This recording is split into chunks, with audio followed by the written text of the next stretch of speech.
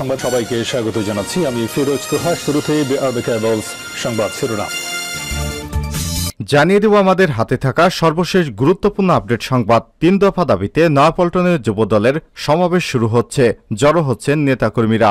রাজধানীর নয়াপল্টনে জাতীয়তাবাদী যুবদলের সমাবেশ শুরু হয়েছে। বিএনপি চেয়ারপারসন খালেদা জিয়ার মুক্তি, তারেক রহমানের বিরুদ্ধে মিথ্যা মামলা প্রত্যাহার সহ যুবদল সভাপতি সুলতান সালাউদ্দিন টুকুর মুক্তির দাবিতে এই সমাবেশের আয়োজন করেছে সংগঠনটি। আর শনিবার দুপুর ৩টায় পবিত্র কুরআন তিলাওয়াতের মধ্য দিয়ে এই সমাবেশ শুরু হয়েছে। এরপর জানিয়ে দিব, আদালত পাড়ায় কমছে না বিএনপির নেতাকর্মীদের ভিড়, আত্মসমর্পণ করলে যেতে হচ্ছে কারাগারে। জানাবো, জনগণ আওয়ামী লীগকে ৪২ বছর ক্ষমতার বাইরে রাখবে বলে এমন মন্তব্য করেছেন বিএনপির যুগ্ম মহাসচিব অ্যাডভোকেট সৈয়দ মোয়াজ্জেম হোসেন আলাল। এদিকে আওয়ামী লীগের সমাবেশে জড়ো হচ্ছেন নেতাকর্মীরা। আর কিছুক্ষণ পর শুরু হবে আওয়ামী লীগের শান্তি এবং উন্নয়ন সমাবেশ। এই সমাবেশে যোগ দিতে দুপুরের রোদ উপেক্ষা করে আসতে শুরু করছে আওয়ামী লীগের নেতাকর্মীরা। জানিয়ে দেব, অফিসে ঢুকে গণপূর্ত নির্বাহী প্রকৌশলীকে হত্যার হুমকি। বিভিন্ন সরকারি ঠিকাদারি কাজ আর অনৈতিক এবং অবৈধভাবে না পেয়ে অফিসে ঢুকে পাবনা গণপূর্ত বিভাগের নির্বাহী প্রকৌশলী তত্ত্বাবধায়ককে হত্যার হুমকি দেওয়ার অভিযোগ উঠেছে। এই ঘটনায় মামলার পর 2 জনকে গ্রেপ্তার করেছে পুলিশ।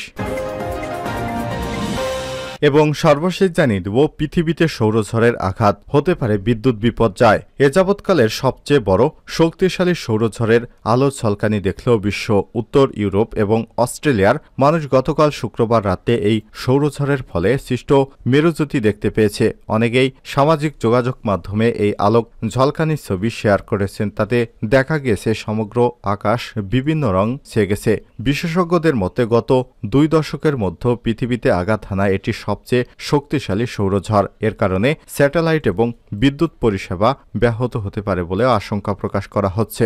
জার্মান ভিত্তিক সংবাদ সংস্থা ডয়চে ভেলের এক প্রতিবেদনে এমনটাই জানানো হয়েছে। প্রিয় দর্শক, এতক্ষণ শুনছিলেন সংবাদ শিরোনাম, এবারে বিস্তারিত। তবে তার আগে অনুরোধ থাকবে, আপনি কোন স্থান থেকে আমাদের সংবাদটি দেখছেন কমেন্ট করে জানিয়ে দিন এই সংবাদ সম্পর্কে আপনার মূল্যবান মতামত। প্রিয় দর্শক, আপনি যদি আমাদের চ্যানেলে নতুন হয়ে থাকেন, ভিডিওটি দেখতে দেখতে চ্যানেলটি সাবস্ক্রাইব করে রাখুন, যাতে করে আমাদের লেটেস্ট আপডেট সংবাদগুলো সবার আগে আপনার কাছে পৌঁছে যায়। এবার বিস্তারিত। 3 দাবিতে নয়াপল্টনে যুবদলের সমাবেশ শুরু, জড়ো হচ্ছেন নেতাকর্মীরা। রাজধানীর নয়াপল্টনে জাতীয়তাবাদী যুবদলের সমাবেশ শুরু হয়েছে। বিএনপির চেয়ারপারসন খালেদা জিয়ার মুক্তি, তারেক রহমানের বিরুদ্ধে মিথ্যা মামলা প্রত্যাহার, যুবদলের সভাপতি সুলতান সালাউদ্দিন টুকুর মুক্তির দাবিতে এই সমাবেশের আয়োজন করেছে সংগঠনটি। আর শনিবার দুপুর 3টায় পবিত্র কোরআন তিলাওয়াতের মাধ্যমে এই সমাবেশ শুরু হয়েছে। এদিকে দীর্ঘদিন পর আয়োজিত সমাবেশকে ঘিরে যুবদলের নেতাকর্মীরা খণ্ড খণ্ড মিছিল নিয়ে বিএনপির কেন্দ্রীয় কার্যালয়ের সামনে জড়ো হতে শুরু করেছেন। এর মধ্যে যুবদলের কেন্দ্রীয় যুগ্ম সম্পাদক গোলাম মাওলা শাহিন ছাড়াও ঢাকা মহানগর উত্তর ও দক্ষিণ নারায়ণগঞ্জ জেলা যুবদল এর বড় শোডাউনের আয়োজন করেছে। গতকাল ছিল বিএনপির একটি সমাবেশ, এরপর আজ যুবদলের সমাবেশ। এই সমাবেশ থেকে পরবর্তী কর্মসূচির ঘোষণা আসতে পারে। আদালত পাড়ায় কমছে না বিএনপি নেতাকর্মীদের ভিড়, আত্মসমর্পণ করলেও যেতে হচ্ছে কারাগারে।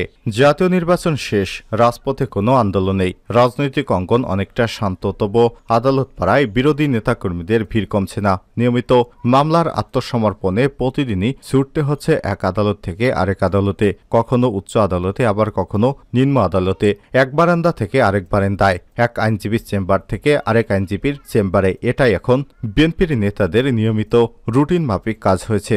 যারা কারাগারে আছেন তাদেরও প্রায় একই অবস্থা। প্রায় প্রতিদিনই প্রিজন ভ্যানে প্রচণ্ড গরমে গাদাগাদি করে নিয়ে আসা হয় আদালতে। অপেক্ষমান আইনজীবী স্বজন কর্মীদের নিয়ে চালাতে হচ্ছে আইনি লড়াই। আইনজীবী এবং স্বজনেরা জানান, জামিনের আশায় আদালতে গেলেও হতাশ হচ্ছে বিএনপির নেতাকর্মীরা। জামিনযোগ্য হলেও বেশিরভাগ মামলায় আবেদন নামঞ্জুর করে পাঠানো হচ্ছে কারাগারে। তারা বলেন, রাজনৈতিক মামলায় উচ্চ আদালত থেকে আগাম জামিন মেয়াদ শেষে নিম্ন আদালতে হাজির হলেই বেশিরভাগ ক্ষেত্রে কারাগারে পাঠানো হয়। তবে ঢাকা মহানগর দায়রা জজ আদালতের রাষ্ট্রপক্ষের প্রধান কৌশলী আব্দুল্লাহ আবু বলেন, রাজনৈতিক হয়রানির জন্য কোনো মামলা পরিচালনা করা হয় না। বিএনপির অভিযোগ ভিত্তিহীন, আইন তার নিজস্ব গতি গতিতে চলে।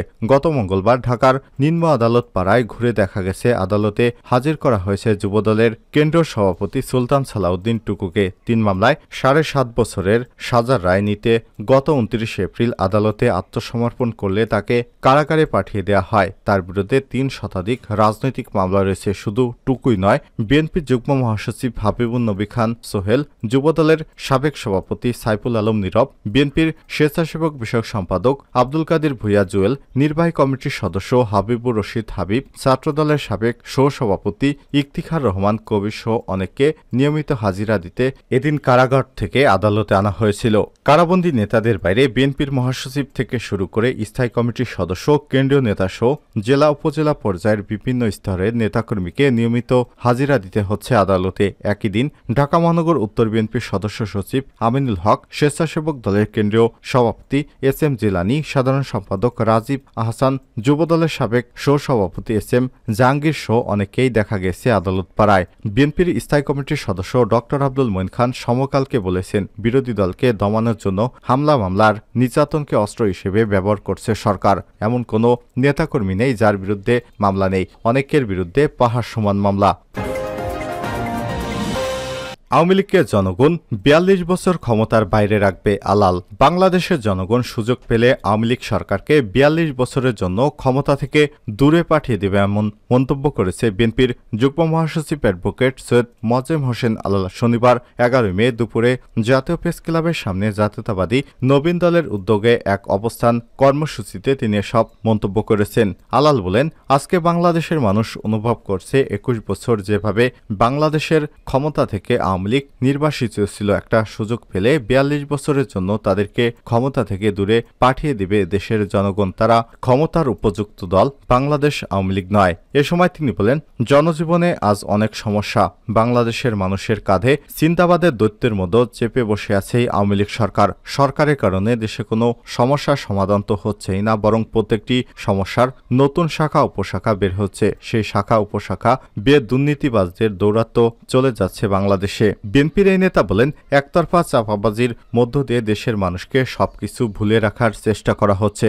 বাংলাদেশের মানুষের জাতীয়তাবাদী আন্দোলনের অন্যতম নেতা, বাংলাদেশ আন্দোলনের বর্তমান ক্যাপ্টেন তারেক রহমান অসংখ্য বানোয়াট মামলায় সাজা দিয়ে তাকে বিদেশে পাঠিয়ে দিয়েছে সরকার। তার দেশে আসার পথ বন্ধ করে রেখেছে, যার কারণে বাংলাদেশের মানুষ আজকে আশ্রয় খুঁজছে, একটা প্ল্যাটফর্ম খুঁজছে, পতাকা খুঁজছে। সেই সুযোগ থেকে তাদেরকে বঞ্চিত করার জন্য সরকার আমি মামু খামু জামু এই নির্বাচন করছে। তিনি বলেন, এই সরকার হচ্ছে জানমান সম্মানের সবকিছুকে বিসর্জন দেয়া সরকার। এই সরকার যতদিন ক্ষমতায় থাকবে ততদিন দেশের কোনো সমস্যার সমাধান হবে না। তাই সংকট উত্তরণে আন্দোলনের মাধ্যমে সরকারকে বিদায় করা হবে। আওয়ামী লীগের সমাবেশে জড়ো হচ্ছেন নেতাকর্মীরা।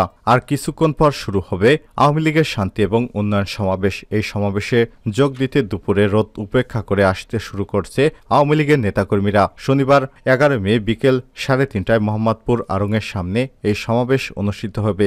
এদিকে শান্তি এবং উন্নয়ন সমাবেশ ১৮ সপ্তাহ পালন করে আওয়ামী লীগকে অনুমতি দিয়েছে ঢাকা মেট্রোপলিটন পুলিশ ডিএমপি। শুক্রবার বিকেলে বঙ্গবন্ধু এভিনিউয়ে আওয়ামী লীগের কেন্দ্রীয় কার্যালয়ে অনুষ্ঠিত এক যৌথ সভা শুরুতে বক্তব্য রাখতে গিয়ে এসব কথা জানান দলের সাধারণ সম্পাদক এবং সড়ক পরিবহন ও সেতুমন্ত্রী ওবায়দুল কাদের। তিনি বলেন, অনেকে বলে আমরা পাল্টাপাল্টি সমাবেশ করছি, আসলে আমরা কোনো সমাবেশ করছি না। আজ আমরা এখানে যৌথ সভা করছি। আগামীকাল শনিবার আমাদের মন্ত্রিসভার সদস্য আওয়ামী লীগের সভাপতিমণ্ডলীয় সদস্য জাহাঙ্গীর কবির নানকের সংসদীয় এলাকায় আমরা একটি শান্তি এবং উন্নয়ন সমাবেশ করব।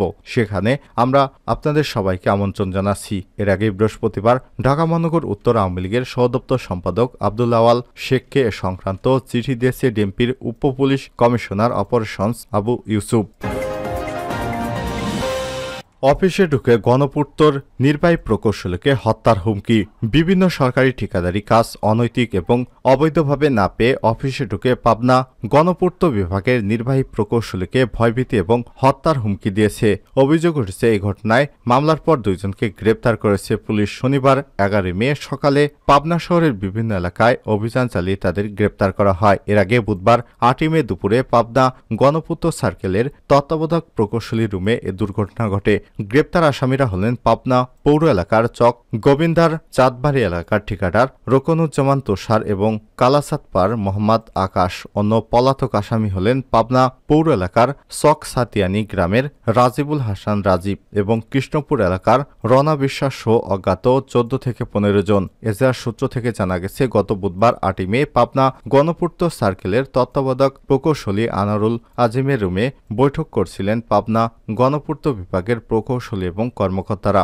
দুপুর 1টার দিকে রাজীব এবং তুষারের নেতৃত্বে 14 থেকে 15 জন রুমে প্রবেশ করে গণপূর্তের বিভিন্ন ঠিকাদারি কাজ নিয়ে নির্বাহী প্রকৌশলী মুস্তাফিজুর রহমানকে জিজ্ঞাসাবাদ শুরু করে এবং অনৈতিকভাবে বিভিন্ন ঠিকাদারি কাজ দাবি করে। দাবি না মানায় নির্বাহী প্রকৌশলীকে গালাগাল এবং মারধরের চেষ্টা করে। এ সময় অন্যান্য প্রকৌশলীরা বাধা দিলে তাদের সবাইকে প্রাণনাশের হুমকি দিয়ে চলে যান। এই ঘটনার ভিডিও ফুটেজ সামাজিক যোগাযোগ মাধ্যমে ছড়িয়ে পড়েছে। পরে শুক্রবার 10 মে রাতে তত্ত্বাবধায়ক প্রকৌশলী আনারুল আজিম বাদী হয়ে পাবনা সদর থানায় লিখিত অভিযোগ করেন। পরে রাতেই মামলা করলে অভিযান চালিয়ে তাদের গ্রেপ্তার করা হয়।